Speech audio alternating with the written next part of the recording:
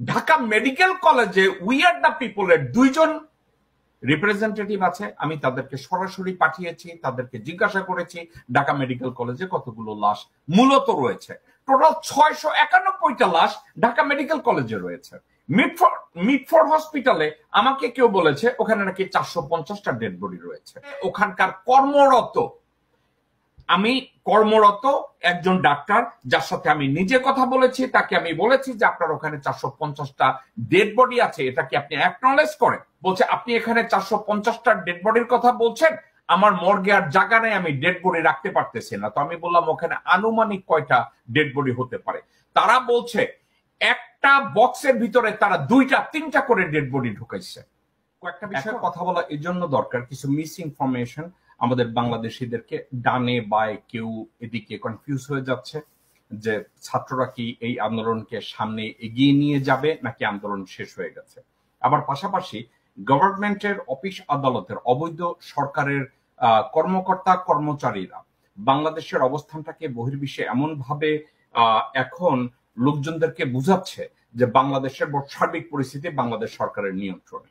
পাশাপাশি অনলাইনে প্রত্যেকটা জায়গায় বাংলাদেশের কোটা সংস্কার আন্দোলন বা কোটা বিরোধী আন্দোলনে, আমি সাবজেক্টটাকে এখন আর কোটা বিরোধী আন্দোলনের মধ্যে আমি সীমাবদ্ধ রেখে কথাগুলো বলতে চাই না, কারণ বর্তমানে যে দেশের পরিস্থিতি, এই পরিস্থিতিতে এটাকে কোটা বিরোধী আন্দোলন বলা যাবে না। বাংলাদেশের এখন প্রেক্ষাপটটা এমন ভাবে তৈরি হয়েছে, আমরা ধরে নিয়েছি বাংলাদেশের পক্ষে যেই দাঁড়াবে, যেখানেই দাঁড়াবে তাদেরকে মেরে ফেলা হবে। আমি ইন্টারন্যাশনাল কোর্ট অফ জাস্টিসে আমি যে মামলা করার জন্য তৈরি হচ্ছি, এই মামলায় একটা ক্লজ আছে কতজনের মৃত্যুকে জেনোসাইড বলা যায়।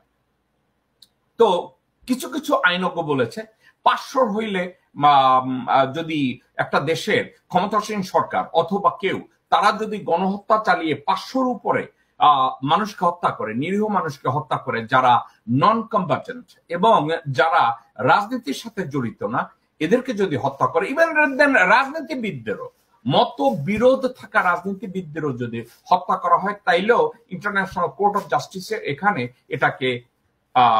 ওটাকে কি বলে, গণহত্যা বলে চালানো যায়। আমাকে কয়েকজনে বলেছে ঢাকা মেডিকেল কলেজে এ যাবৎকাল আমাকে 3টা সোর্স 3টা নাম্বার দিয়েছে ঢাকা মেডিকেল কলেজের। সত্য মিথ্যা আপনারা ওখানে লোকালি গিয়ে ভেরিফাই করতে পারেন। ঢাকা মেডিকেল কলেজে একটা গ্রুপ আমাকে বলেছে 370টা লাশ। এখন ঢাকা মেডিকেল কলেজে উই আর দ্য পিপলের দুইজন রিপ্রেজেন্টেটিভ আছে। আমি তাদেরকে সরাসরি পাঠিয়েছি, তাদেরকে জিজ্ঞাসা করেছি ঢাকা মেডিকেল কলেজে কতগুলো লাশ মূলত রয়েছে। এখন বাহির থেকে যে তথ্য এসে এখানে বলেছে 370, কিন্তু আমার রিপ্রেজেন্টেটিভরা আমাকে বলেছে টোটাল 691টা লাশ ঢাকা মেডিকেল কলেজে রয়েছে। এখন এই 691টা লাশ, এদের ভিতরে অনেকগুলো আত্মীয় স্বজনরা এসে ঘোরাঘুরি করছে, কান্নাকাটি করছে, তাদেরকে বলছে তাদের লাশ নাই।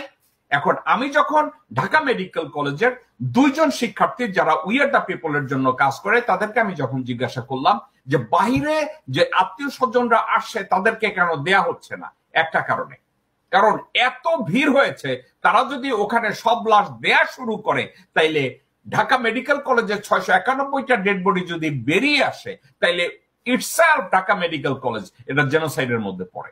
সরকার সার্বিকভাবে চেষ্টা করছে মৃতের সংখ্যাটাকে কিভাবে সাপ্রেস করা যায়।